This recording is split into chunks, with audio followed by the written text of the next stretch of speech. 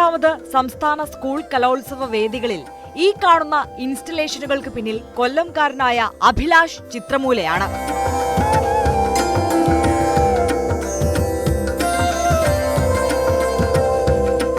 കലോത്സവ നഗരികളെ അടയാളപ്പെടുത്തുന്ന തരത്തിൽ ശില്പചാരുത ഒരുക്കാൻ കൊല്ലം ജില്ലാ പഞ്ചായത്ത് അധികൃതർ അഭിലാഷ് ചിത്രമൂലയെ ചുമതലപ്പെടുത്തുകയായിരുന്നു. ജില്ലാ പഞ്ചായത്തിൽ നിന്ന് നല്ലൊരു സപ്പോർട്ട് കിട്ടിയോണ്ടാണ് വളരെ ചുരുങ്ങിയ ദിവസങ്ങൾക്കുള്ളിൽ തന്നെ ഈ വർക്കുകൾ എനിക്ക് ചെയ്തു തീർക്കാൻ പറ്റിയത്.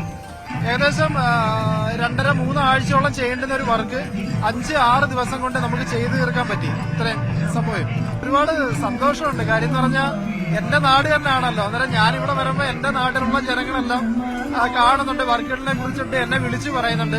വേദികളിൽ മാത്രമല്ല, ചിന്നക്കടയിലും KSRTC ബസ് സ്റ്റാൻഡിലും ജംഗ്ഷനിലും അഭിലാഷ് ചിത്രമൂലയുടെ ഇൻസ്റ്റലേഷനുകൾ കലോത്സവത്തെ അടയാളപ്പെടുത്തുന്നു.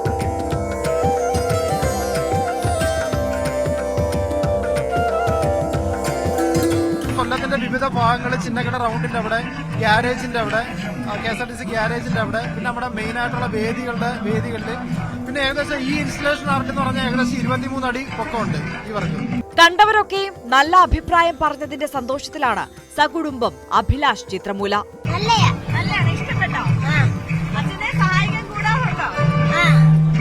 News 18 കൊല്ലം.